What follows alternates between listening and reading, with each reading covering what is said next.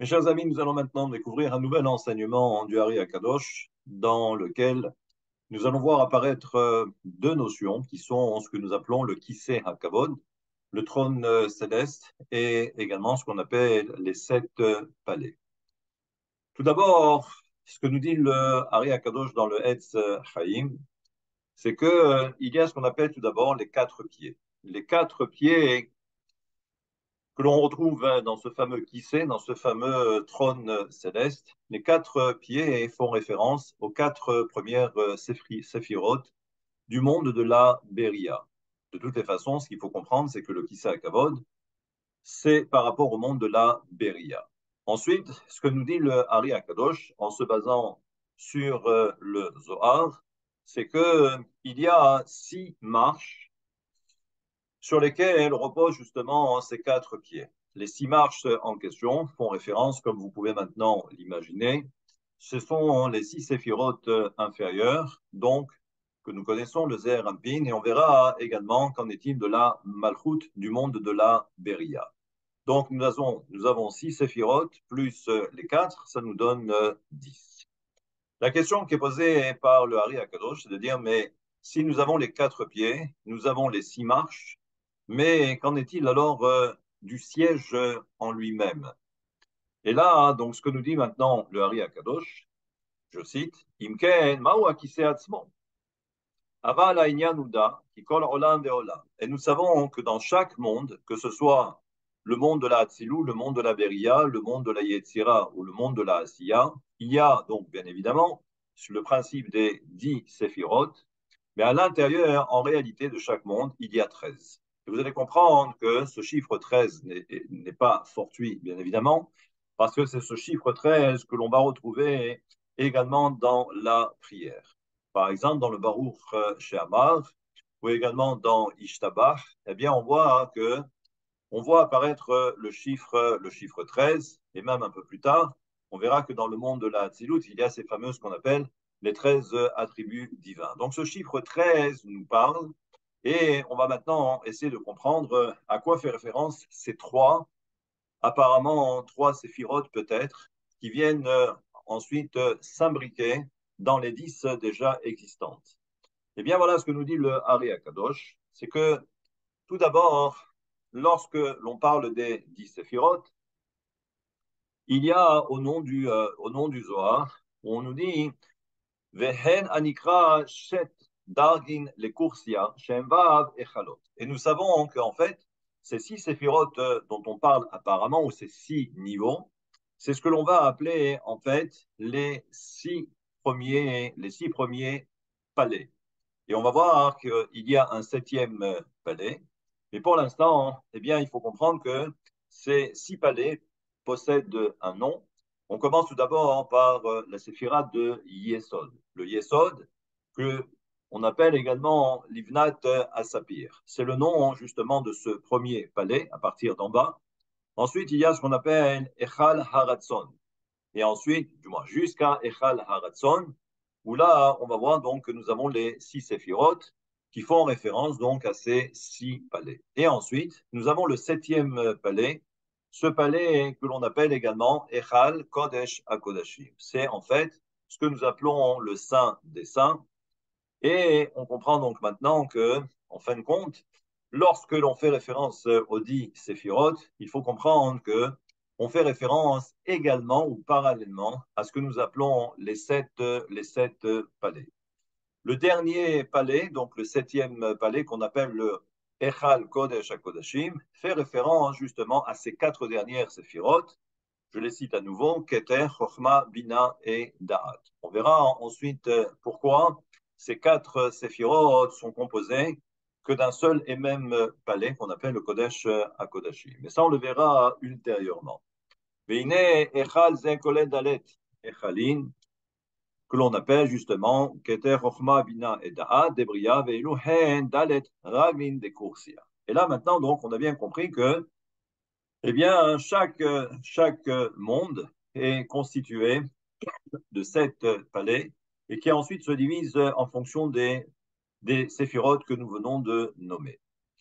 Ve'omnam, afalpi shem dalet raglin enam nirshavim keminyan rak Bemispar, Shlosha Echinim Shem Keter Chochma Bina. Là, il apporte une petite précision. C'est que même si, généralement, on fait référence à ce dernier palais, donc le septième palais, qui est constitué de 4 séphirotes, là, la petite précision, c'est de dire que généralement, le Da'at, du moins la séphira de Da'at, est absente, parce que lorsque Keter se dévoile, le Da'at est totalement absent. Et ce n'est que lorsque le Keter, dans certaines situations, est totalement éclipsé, alors à ce moment-là, c'est le Da'at qui prend le relais. Et donc, nous avons ce qu'on appelle ben Là, la petite précision, c'est de nous dire que la séphira de Da'at, eh bien, elle est totalement cachée parce qu'elle se situe entre deux, Chokhma et Bina. Benoda Kima Mekanena Bekursia. Et nous savons, donc c'est toujours d'après cet enseignement du Zohar, nous savons que la séphir, pardon, que le monde de la Beria est, on va dire, éclairé par la séphira de Bina, mais Bina du monde de la Hatzilut, comme si c'est elle qu'elle ait éclairé le monde de la Beria. Et là, on comprend également בקורסיה בשלושה ספירן דבריה, והם שלושה אורות שירדו מאימה, מקננה בשלושה ספירן, והם נשמה דבריה, הנקרא כיסא הכבוד. Eh bien, on va voir qu'il y a ce qu'on va appeler cet éclairage qui va venir de Bina. Donc, cet éclairage qui va justement s'intégrer dans les 3 premières séphirotes ou les 4 séphirotes que nous avons citées, que l'on a appelées le Kodesh HaKodashim, c'est le septième palais. Et là, donc, ça, c'est ce que l'on appelle le Kiseh HaKavod. Ve'ilu ha'shlosha orot she'em ha'kiseh nikra Kodesh HaKodashim. Et donc, ce que nous dit ici le Hari HaKadosh, c'est que justement, ce septième palais s'appelle Kodesh HaKodashim.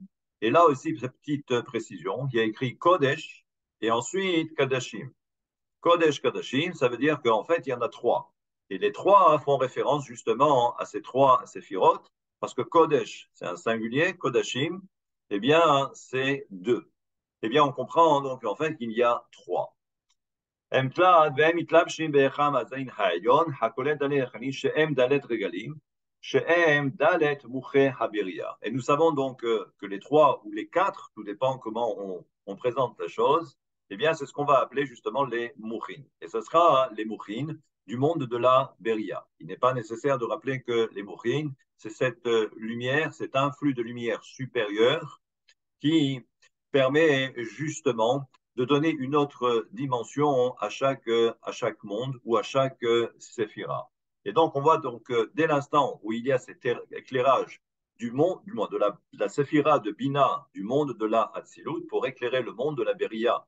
Cet éclairage, donc, fait partie maintenant intégrante des 3 premières séphirotes du monde de la Beria, ou les 4 séphirotes du monde de la Beria, que l'on appelle le Kodesh HaKodashim. Et c'est ce qui va représenter la Neshama, véritablement l'âme du monde de la Beria. Les Ma'ala qui olam abriya ou bechinat eser. Et on comprend maintenant. ובחינת י"ג שנים ספירות ועוד 3 אורות הנקרא הכיסא המתלבשים בו. Et donc on comprend que, et c'est ce que l'on va découvrir un peu plus tard, c'est que donc cette séphira de Bina, du monde de la Hatzilut, qui va éclairer le monde de la Beria, et plus particulièrement encore une fois les 3 premières, on verra qu'il va y avoir 3 lumières, 3 éclairages en fait, qui vont provenir du monde de la Bina, pardon, du monde de la Beria. Et là, vous comprendrez maintenant que c'est pour cette raison que, en introduction, j'ai précisé, toujours d'après les enseignements du Hari HaKadosh, que dans chaque monde, il y a les 10 séphirotes, mais il y a également cet éclairage qui va venir du monde supérieur. Et là, c'est ce qu'on va appeler donc ces 3 éclairages. Donc 10 plus 3, ça nous donne 13. ואל תאמר כי תפארת נצח הוד יסוד עצמן דמלכות דאצילות הם עצמם נעשים מוחין למטה, רק מאירין דלת אורות הנזכר לאל. Donc là aussi, il apporte une petite précision, c'est qu'on comprend maintenant qu'il y a cet éclairage et que au-dessus du monde de la Beria, il y a le monde de la Hatzilut, bien évidemment, mais on comprend que la première séphira, qui est, j'allais dire, en ligne directe avec le monde d'en dessous, c'est la séphira de Malchut, Malchut de Hatzilut. Et nous savons également que Malchut de Hatzilut, eh bien, sa position, c'est ce qu'on va appeler les quatre dernières du Zeher Anpin, c'est-à-dire de Tiferet jusqu'à Yesod inclus. Et donc, c'est comme si, en fait, eh bien, la séphira de Malchut recouvrait eh bien, les quatre séphirotes du Zeher Anpin.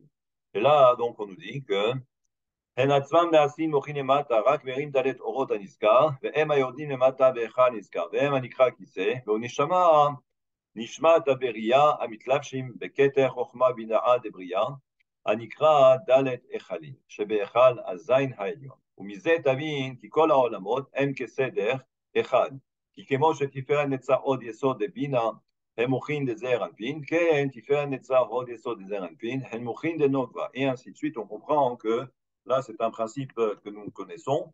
Simplement, ce que précise ici le Hari Akadosh, c'est que d'un côté, on nous parle de trois lumières, de trois éclairages, et là, on nous parle maintenant, d'après la séphira de Malchut, de Hatzilut, bien que Bina et Malchut sont deux séphirotes féminines et qu'elles sont également en prise directe, mais concernant Bina, on nous parle de trois lumières, et quand il s'agit de la séphira de Malchut, eh bien, puisque elle représente eh bien, les quatre dernières séphirotes du Zeher Anpin, de Tiferet jusqu'à Yesod, en passant par Netzach et Od.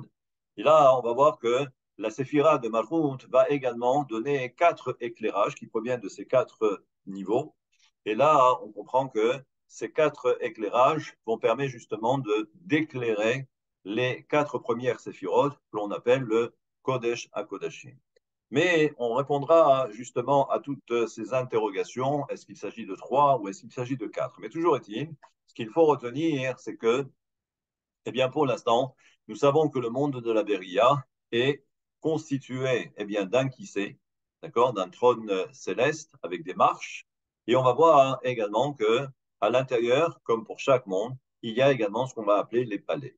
Et dans chaque palais, il se passe bien évidemment quelque chose.